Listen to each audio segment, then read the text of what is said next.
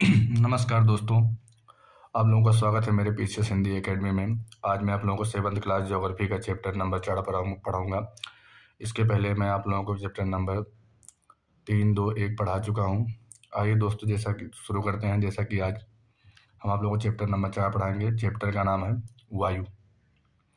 हमारी पृथ्वी चारों ओर वायु की घनी चादर से घिरी हुई है, जिसे वायुमंडल कहते हैं। जो हमारी पृथ्वी है दोस्तों, वो चारों तरफ वायु की घनी चादर से घिरी हुई है, जिसे हम वायुमंडल कहते हैं। पृथ्वी पर सभी जीव जीवित रहने के लिए वायुमंडल पर निर्भर हैं। पृथ्वी पर जितने भी जीव हैं, मनुष्य, पेड़ पौधे, जानवर, ये सब जीवित रहने के लिए वायुमंडल पर निर्भर हैं। यह हमें सांस लेने के लिए वायु प्रदान करती है। जो वायुमंडल है दोस्तों, यह हमें सांस लेने के लिए वायु प्रदान करती है। एवं सूर्य की किरणों के हानिकारक प्रभाव से हमारी रक्षा करती है। जो वायुमंडल है दोस्त, ये सूर्य से जो हानिकारक किरणें निकलती है, उससे हमारी रक्षा करती है।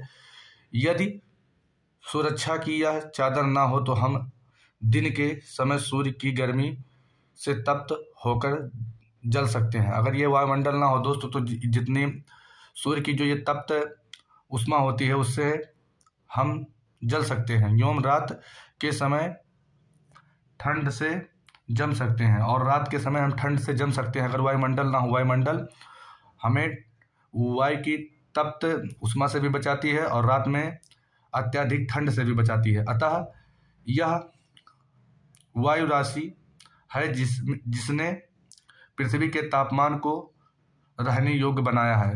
वायु राशि है दोस्त, जो कि वायुमंडल में ही वायु राशि है जो कि पृथ्वी पर तापमान को पृथ्वी पर रहने योग्य बनाया है। मतलब मनुष्य, जीव जंतु के रहने योग्य जो पृथ्वी पर तापमान है, उसमें वायुमंडल का बहुत बड़ा योगदान है। वायुमंडल संगठन। क्या आप जानते हैं कि जिस वायु का उपयोग हम सांस लेने के लिए करते हैं, वास्तव में वह अनेक गैसों का मिश्रण होता है। दोस्त, हम लोग जिस वायु का उपयोग करते हैं सांस लेने में, वह वास्तव में अनेक गैसों का मिश्रण होता है। उसमें एक गैस नहीं होता है, कई गैसें होते हैं। नाइट्रोजन तथा ऑक्सीजन ऐसी दो गैसें हैं जिनसे वायुमंडल का बड़ा भाग बना है। मतलब गैस में यदि देखा जाए तो नाइट्रोजन और ऑक्सीजन का सबसे बड़ा भाग मौजूद है।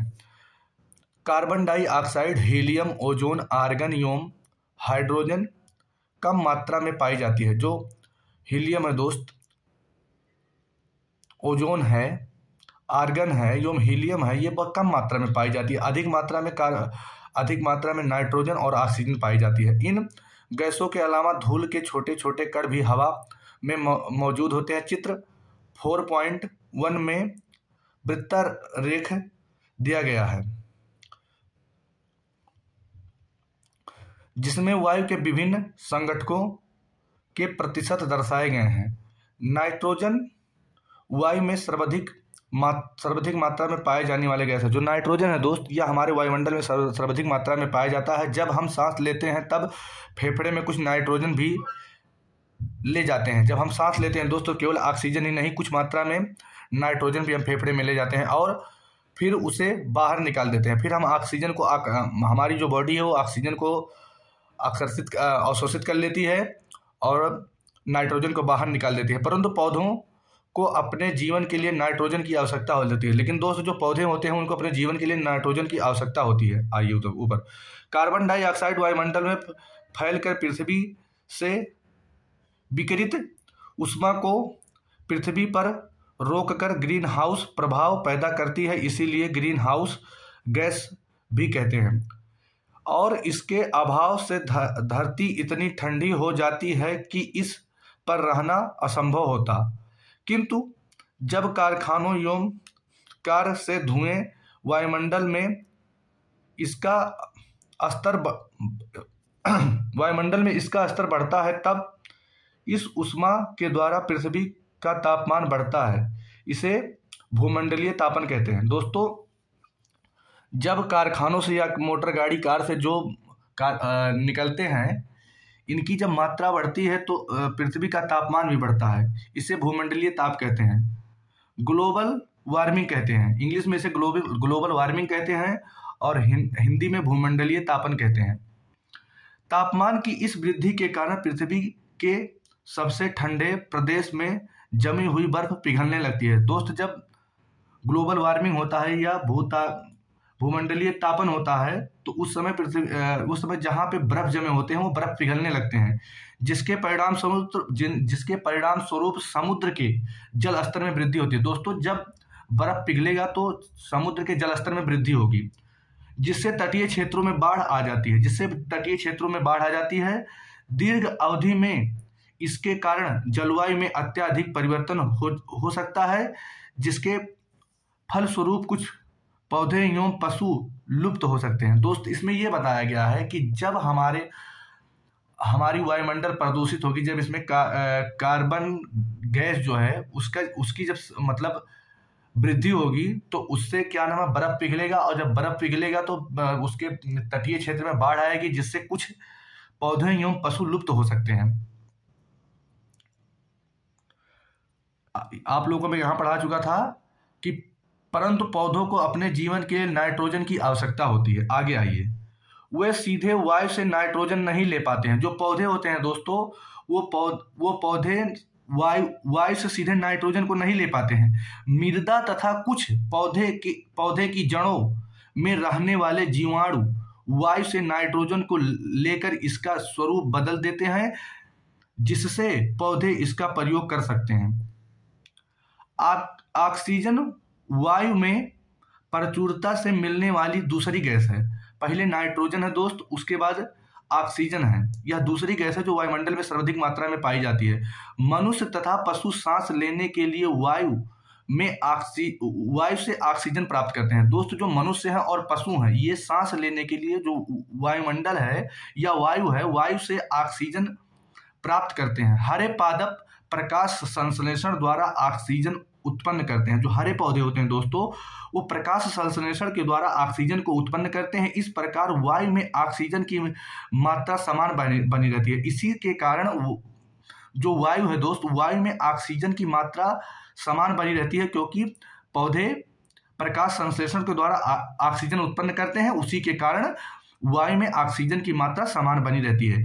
यदि हम वृक्ष काटते हैं तो यह संतुलन बिगड़ जाती है। दोस्तों, यदि हम पेड़ पौधे को काट दें तो जो ऑक्सीजन की मात्रा समान बनी रहती है, ये नहीं बनी रहेगी और इससे संतुलन बिगड़ जाएगी। कार्बन डाइऑक्साइड अन्य महत्वपूर्ण गैस है। कार्बन डाइऑक्साइड जो है दोस्त, ये अन्य महत्वपूर्ण गैस है। हरे पादप अपने भोजन के रूप में कार्बन डाइऑक्साइड का प्रयोग करते हैं। जो हरे पौधे होते हैं दोस्त, वो अपने भोजन के लिए कार्बन डाइऑक्साइड गैस का प्रयोग करते हैं और ऑक्सीजन वापस देते हैं। और वो कार्बन डाइऑक्साइड को अवशोषित करते हैं हरे पौधे, और ऑक्सीजन जो है उसको छोड़ते हैं।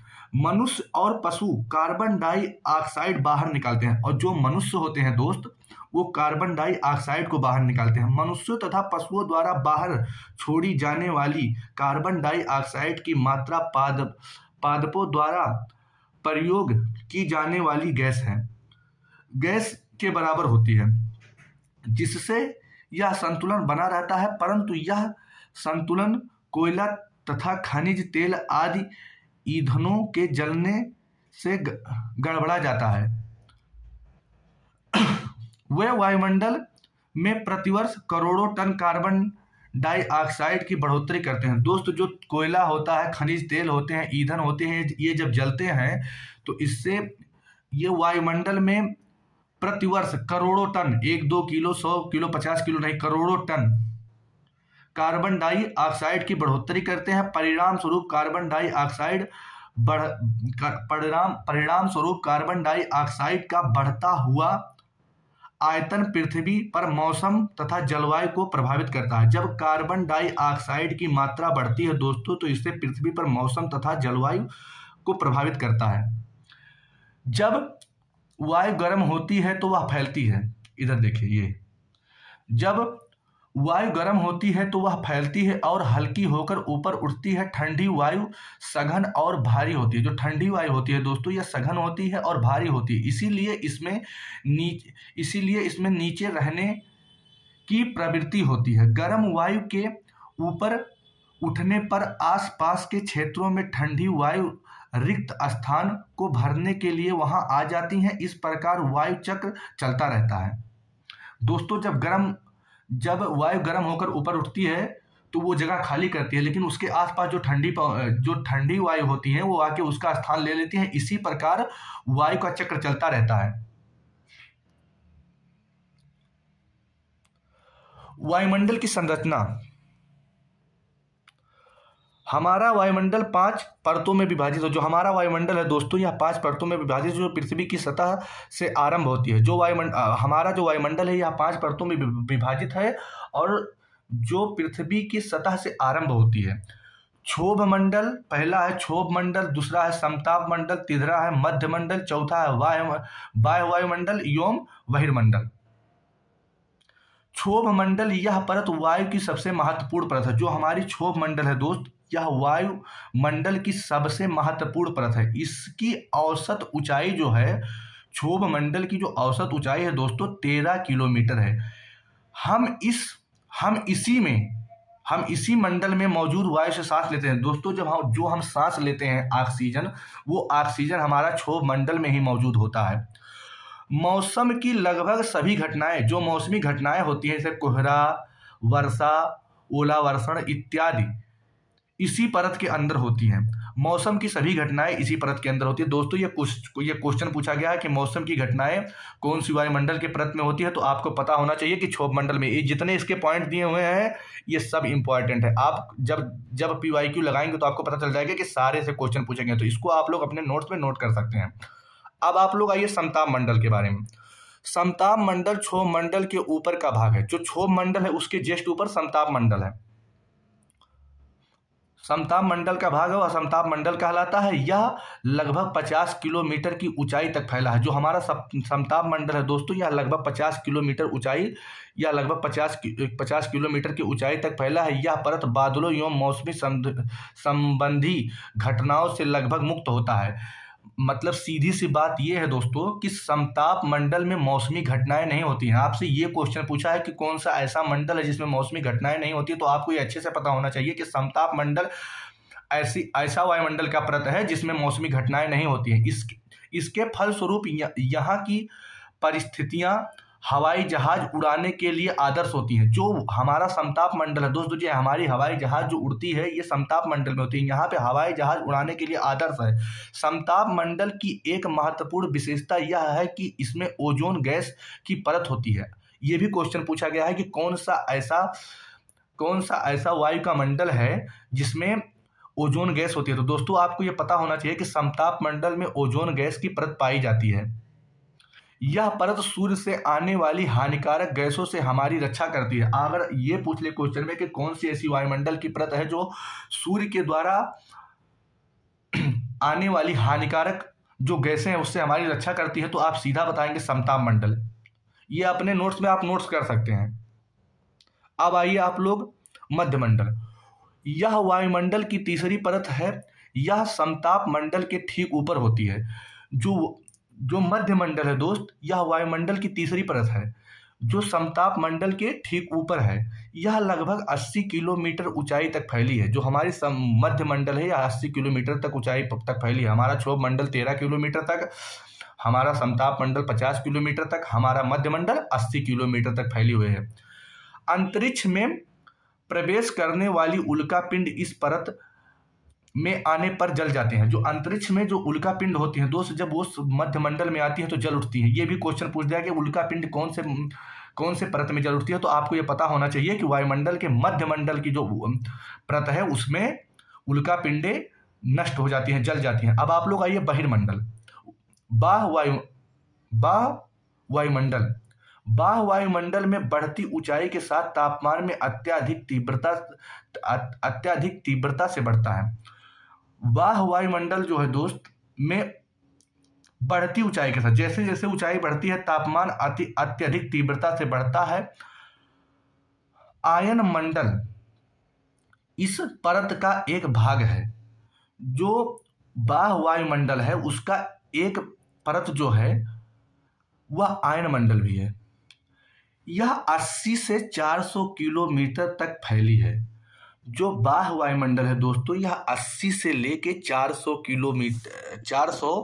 किलोमीटर तक फैली है। रेडियो संरचना के लिए यह परत उपयोगी है। अगर आपसे पूछे कि रेडियो संरचना के लिए कौन सी परत उपयोगी है, तो आपको पता होना चाहिए कि बाह्य वायुमंडल जो परत है वो रेडियो संरचना के लिए उपयोगी है। वास्तव में पृथ्वी से प्रसारित रेडियो तरंगे इस परत द्वारा पुनः पृथ्वी पर परावर्तित कर दी जाती हैं।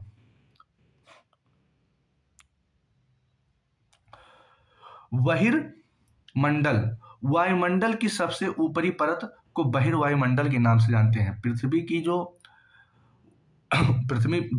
पे जो मौजूदा वायुमंडल है, उन वायुमंडलों में बहिर्मंडल जो है वो वायुमंडल की सबसे ऊंची परत है, बहिर्मंडल के नाम से जाना जाता है। यह वायु की पतली परत होती है। यह वायु की पतली परत होती है। हल्की गैस जैसे हीलियम एवं हाइड्रोजन यहीं से अंतरिक्ष में तैरती रहती है। हाइड्रोजन और हीलियम जो गैस है दोस्तों, बहिर्मंडल में ही तैरती रहती हैं। अब आप लोग जानिए मौसम एवं जलवायु। स्थानीय समाचार पत्र में 10 दिन में मौसम के रिपोर्ट लिखें एवं मौसम में बदलाव का अवलोकन करें। अब आइए ऊपर, मौसम एवं जलवायु। क्या आज वर्षा होगी? क्या आज दिन साफ होगा और धूप निकलेगी?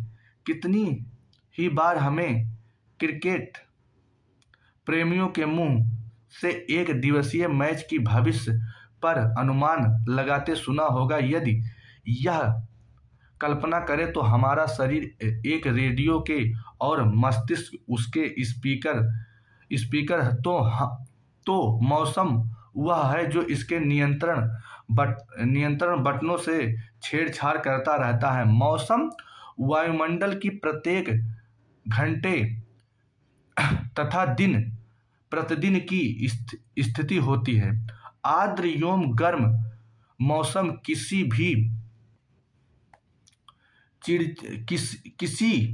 को भी चिड़चिड़ा बना सकता है। अच्छा हवादार मौसम हमें आनंद देता है और हम घूमने की योजना भी बना सकते हैं। मौसम नाटकीय रूप से दिन प्रतिदिन बदलता रहता है। जिस प्रकार नाटक हर प्रतिदिन प्रतिक्षण बदलता रहता है, उसी प्रकार मौसम भी बदलता रहता है। किंतु दीर्घकाल में किसी स्थान का औसत मौसम उस स्थान की जलवायु बताता है। दोस्तों, यहाँ कहने का मतलब यह है कि मौसम बदलता रहता है लेकिन जलवायु कभी कभी बदलता है, और किसी स्थान की दीर्घकालिक जो मौसम होती है उसी से वहाँ के जलवायु का पता लगता है, उसी से वहाँ की जलवायु वही मौसम वहाँ की जलवायु को बताता है। क्या अब आप समझ गए हैं कि मौसम का दैनिक पूर्वानुमान क्यों करते हैं? यह जानकर आपको आश्चर्य होगा कि पृथ्वी सूर्य की ऊर्जा का लगभग 20 करोड़ भाग का केवल 1 भाग ही प्राप्त करती है। तापमान, आप प्रतिदिन जिस तापमान का अनुभव करते हैं वह वायुमंडल का तापमान होता है। वायु में मौजूद ताप एवं शीतलता के परिणाम को तापमान कहते हैं। वायुमंडल का तापमान केवल दिन और रात में ही नहीं बदलता बल्कि ऋतुओं के अनुसार भी बदलता रहता है। दोस्त जो वायुमंडल का तापमान होता है ये नहीं होता कि दिन और रात में ही सिर्फ बदलता है, यह ऋतुओं के अनुसार बदलता है। शीत ऋतु की अपेक्षा ग्रीष्म ऋतु में ज्यादा गर्म होता है। आतपन एक महत्वपूर्ण कारक है जो तापमान के वितरण को प्रभावित करता है। सूर्य से आने वाली वह ऊर्जा जिसे पृथ्वी रोक लेती है आतपन कहलाता है। आतपन सूर्य ताप की मात्रा भूमध्य रेखा से ध्रुवों की ओर घटती है। जो आपतन होता है दोस्त, आतपन जो होता है इसकी सूर्य ताप की जो मात्रा होती है यह भूमध्य रेखा से ध्रुवों की ओर घटती है, इसीलिए तापमान उसी प्रकार घटता जाता है। क्या अब आप समझ गए होंगे कि ध्रुव बर्फ से क्यों ढके हुए हैं? यदि पृथ्वी का तापमान अत्यधिक बढ़ जाता है तो यह इतनी गर्म हो जाती है कि यहाँ की कुछ फसलें नहीं उग सकेंगी। गांवों की अपेक्षा नगरों का तापमान बहुत अधिक होता है। दिन के समय में एसाफेल्ट से बनी सड़कें एवं धातु एवं कंक्रीट से बने भवन गर्म हो जाते हैं। रात के समय यह ऊष्मा मुक्त हो जाती है। नगर के भीड़ वाले ऊंचे भवन गर्म वायु को रोक लेते हैं, जिससे नगरों का तापमान बढ़ जाता है। तापमान को मापने की मापक इकाई डिग्री सेल्सियस है। दोस्त ये आपको पता होना चाहिए कि तापमान की मापने की मापक जो इकाई होती है, इस इकाई इसे डिग्री सेल्सियस है। इसका आविष्कार एंडरसन सेल्सियस ने किया था। सेल्सियस पैमाने पर जल 0 पॉइंट सेल्सियस पर जमता है और 100 सेल्सियस पर उबलता है। जो ये डिग्री सेल्सियस होता है दोस्त, इसके कहने का मतलब है जब जल का तापमान 0 डिग्री सेल्सियस होगा तो वह बर्फ बन जाएगा, और जब 100 डिग्री सेल्सियस होगा तो उबलने लगेगा। अब आइए वायुदाब। यह जानकर आपको आश्चर्य होगा कि वायु हमारे शरीर पर उच्च दाब के साथ बल लगाती है, किंतु हम इसका अनुभव नहीं कर सकते हैं। जो वायु होते हैं दोस्त, यह हमारे शरीर पर उच्च दाब के साथ बल लगाती हैं, लेकिन हम इसका अनुभव नहीं कर सकते हैं।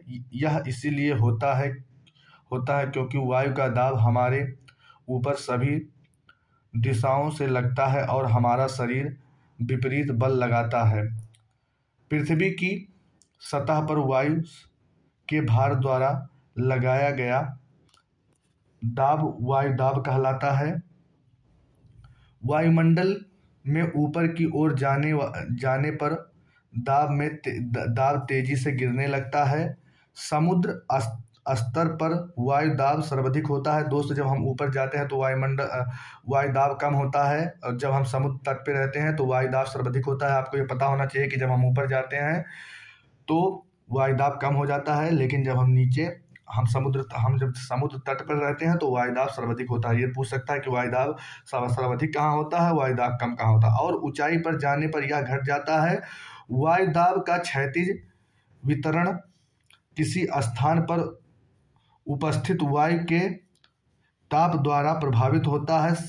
अधिक तापमान वाले क्षेत्र में वायु गर्म होकर ऊपर उठती हैं। जहाँ अधिक तापमान होता है दोस्त, वहाँ वायु जो होती है वो गर्म होकर ऊपर उठती है।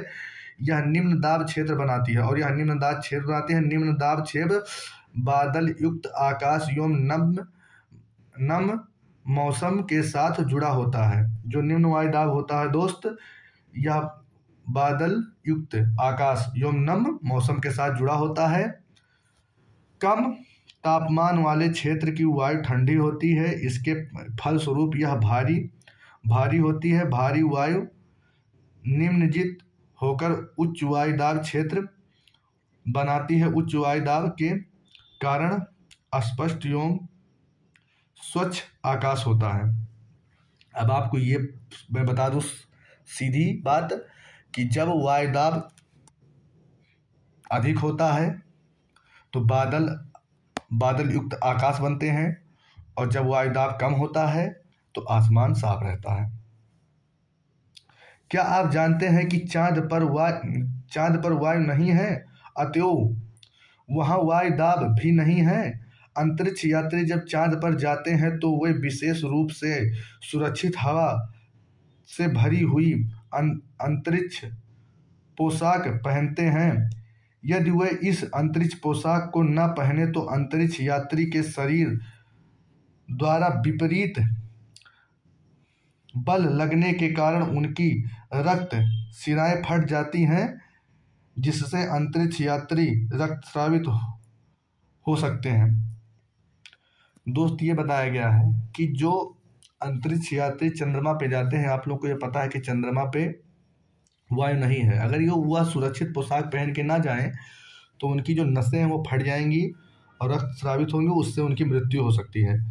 पवन उच्च वायु दाब क्षेत्र से निम्न वायु दाब क्षेत्र की ओर वायु की गति को पवन कहते हैं। दोस्तों, जो पवन किसे कहते हैं आपको बता दूं, उच्च वायु दाब से निम्न वायु दाब की क्षेत्र की ओर वायु की गति जो होती है उसे पवन कहते हैं। आप पवन को काम करते देख सकते हैं। आप पवन को जो है दोस्तों काम करते देख सकते हैं जब यह सड़क पर गिरी पत्तियों को उड़ाती है अथवा तूफान के समय पेड़ों को उखाड़ देती है। कभी कभी जब पवन धीरे धीरे बहती है तो आप इसे महीन धूल या धुएं को उड़ते देख सकते हैं। कभी कभी पवन इतनी तेज होती है कि इसके विपरीत दिशा में चलना कठिन हो जाता है। आपने अवश्य अनुभव किया होगा कि तेज पवन में छाता लेकर चलना आसान नहीं है। 3 अन्य उदाहरण सोचिए जब तेज पवन के कारण आपके लिए समस्या उत्पन्न हुई हो। पवन को मुख्यतः 3 प्रकारों में विभाजित किया जा सकता है। दोस्तों, मैं बता दूं, यहाँ ये बताया गया कि पवन को आपने देखा होगा जब तेज तूफान चलता है तो पेड़ उखड़ जाते हैं। जब थोड़ा कम स्लो पवन चलता है तो आपने धूल धुएं उड़ते देखे होंगे। और ये भी बताता है कि जब पवन चलती है, जिस दिशा से पवन चलती है उस दिशा में चलना आपके लिए कठिन होता है। इसमें यही बताया गया। और आपसे ये बताया गया कि आप बताइए कि पवन के कारण आपको तीन कौन कौन सी बाधाएं उत्पन्न हुई हैं। जैसे ये एक उदाहरण एक खुद दिया है कि पवन में छाता लेके चलना आसान बात नहीं है। पवन का नाम उसके आने की दिशा के आधार पर निर्धारित होता है। आपको भी पता है, लोग कहते हैं पूर्वी पवन है, पछुआ पवन है। उदाहरण के लिए पश्चिम से आने वाली पवन को पश्चिमी पछुआ पवन कहते हैं। पवन, ये जो बताया गया दोस्त कि पवनों को 3 प्रकार में विभाजित किया जाता है। तो मैं बता रहा हूं आपको कौन कौन प्रकार में विभाजित किया जाता है। अस्थायी पवनें, व्यापारिक पश्चिमी एवं पूर्वी पवनें अस्थायी पवनें होती हैं। अस्थायी पवनें कौन होती है तो आपको पता होना चाहिए कि व्यापारिक पश्चिमी एवं पूर्वी पवनें अस्थायी पवनें होती हैं। ये वर्ष भर लगातार निश्चित दिशा में चलती हैं। जो अस्थायी पवनें होती हैं वह वर्ष भर निश्चित दिशा में चलती हैं। दूसरा पवन आ गया मौसमी पवनें। ये पवनें विभिन्न ऋतुओं में अपनी दिशा बदलती रहती है। जो मौसमी पवनें होती हैं विभिन्न ऋतुओं में अपना दिशा बदलती रहती हैं। उदाहरण के लिए भारत की मानसूनी पवनें। अब तीसरा आपको क्या बताया गया, स्थानीय पवनें। ये पवनें किसी छोटे क्षेत्र में वर्षा या दिन के किसी विशेष समय में चलती हैं। उदाहरण के लिए स्थल एवं समुद्र समीर। क्या आपको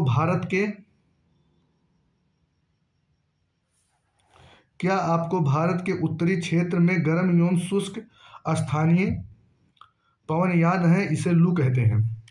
अब आपको बताया गया है, आप लोग इधर देख लीजिए। इधर से जो आती है ध्रुवीय पवनें, इधर से जो चलती है सनातन पछुआ पवनें, इधर उत्तरी पूर्वी व्यापारिक पवनें इधर से आती हैं। उसके बाद में दक्षिणी पूर्वी व्यापारिक पवनें, सनातन पछुआ पवनें, ध्रुवीय पवनें, उच्च दाब। अब आइए दोस्तों आगे।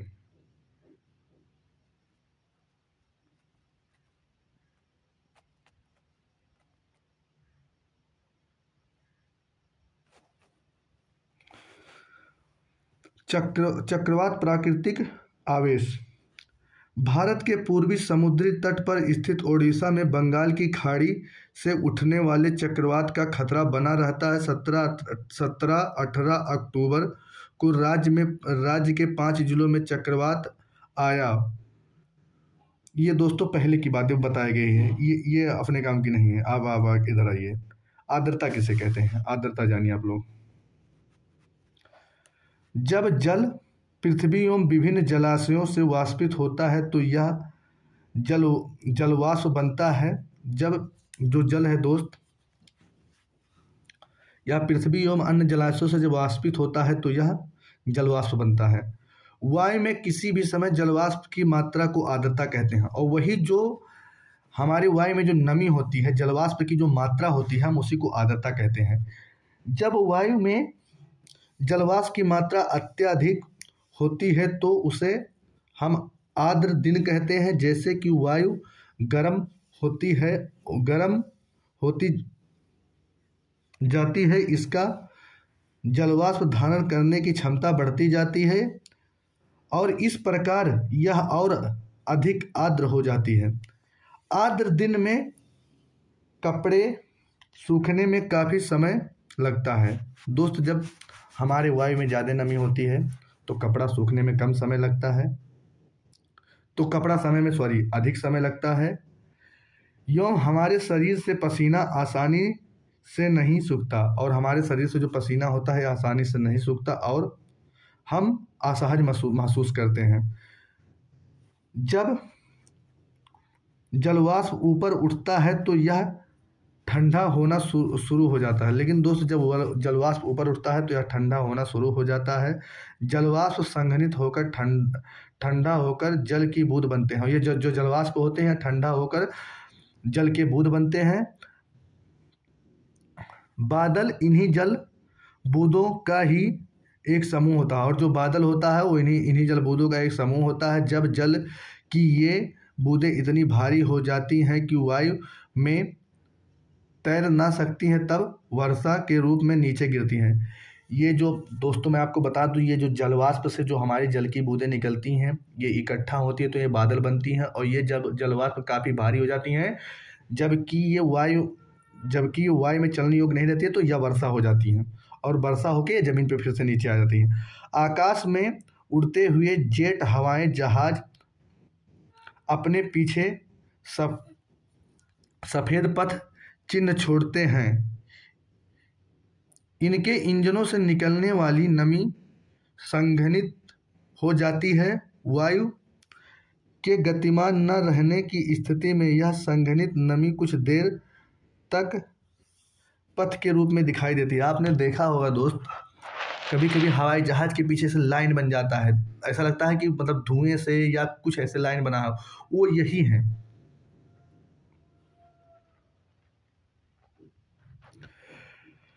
पृथ्वी पर जल के रूप में न गिरने वाला वर्षा पृथ्वी पर जल के रूप में गिरने वाला वर्षा जो होता है वह वर्षा कहलाता है। ज़्यादातर भौम जल वर्षा जल से ही प्राप्त होते हैं। पौधे जल संरक्षण में मदद करते हैं। जो हमारे पौधे होते हैं दोस्त, यह जल संरक्षण में मदद करते हैं। जब पहाड़ी प्रदेशों से पेड़ काटे जाते हैं, वर्षा जल अनावृत पहाड़ों से नीचे बहते हैं। योम निचले इलाकों में बाढ़ का कारण बनता है। क्रियाविधि आधार पर वर्षा के 3 प्रकार होते हैं। जो वर्षा होती है दोस्तों अभी 3 प्रकार के होती हैं: संवहनीय वर्षा, पर्वतीय वर्षा, चक्रवातीय वर्षा। आइए, वर्षा 3 प्रकार की होती है, आपको बता दिया गया है। संवहनीय वर्षा, पर्वतीय वर्षा, चक्रवातीय वर्षा।